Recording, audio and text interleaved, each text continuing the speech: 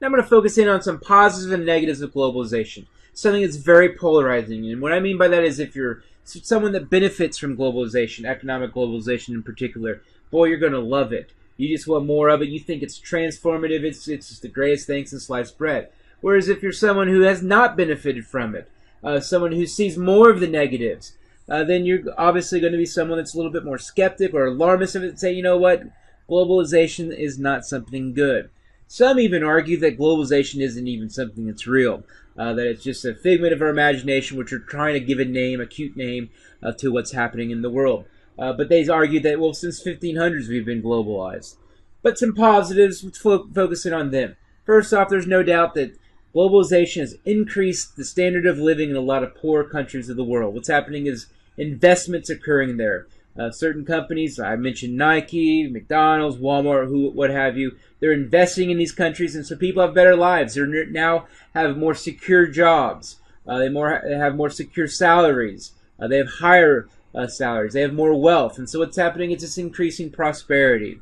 So some would argue that that's overwhelmingly the key of globalization. It's bringing essentially the lower income and middle income individuals up as far as their wealth.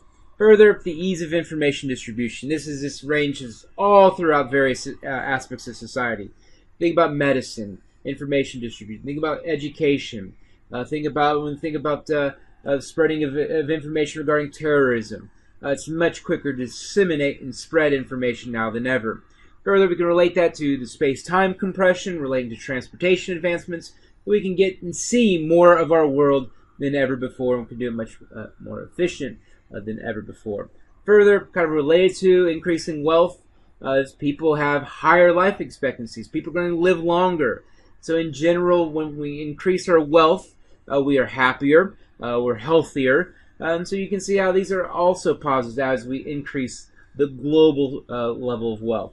Further, we have just greater access to cultural diversity, and so I think that's a good thing. I think it's interesting that I get this one life to live. I'm going to try to enjoy and learn and add as much knowledge as possible about this world we get one trip around. But some negatives. What it's really done, though, is it's definitely polarized as far as wealth. And so the haves and the have-nots. We're going to see in globalization, we're going to see clear divides. There's definitely those who benefit and definitely those who don't. And so I would argue that economic inequality, as far as the gap from the wealthy and the gap for the poor, is increasing more than ever. Key to this is a lot of exploitation. A lot of these lower income, more developing countries in particular, their resources. So the raw materials, the resources are scooped up from those countries, and then essentially those materials are scooped up, then turned into goods manufactured somewhere else, probably China, and then sold back to a lot of those developing countries. And so they do not benefit at all, and they definitely are getting exploited because they have these resources in which they're willing to sell for less money, but also work in dire conditions. Further, we got a lot of human rights issues as far as slavery, something that still exists. Exists in a lot of the lower income, poorer countries of the world. Further, we've got a lot of certain places in the world that produce things.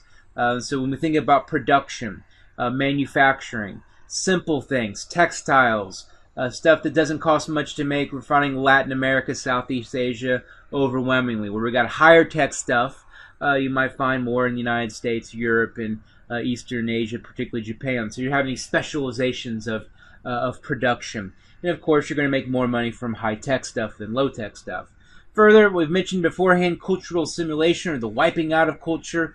And so some would argue that cultural diversity is declining as more and more of this cultural homogenization, these certain languages and religions and ways of life and values that overwhelmingly dominate the global view.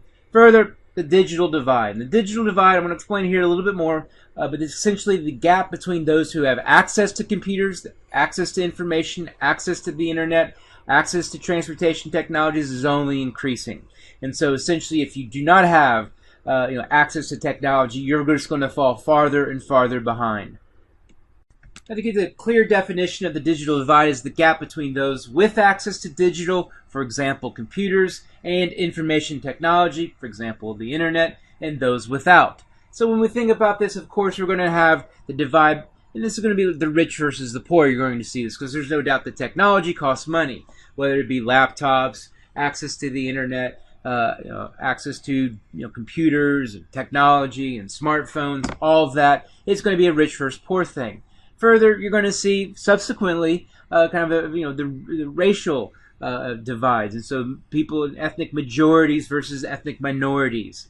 And you're going to see this in different parts of the world, particular countries that might have a certain religion in which the majority people practice.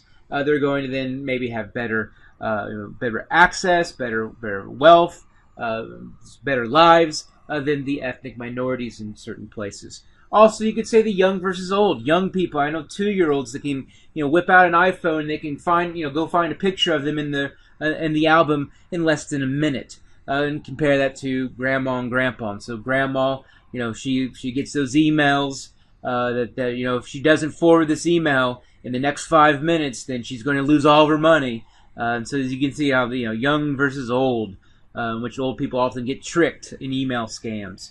You could also say urban versus rural.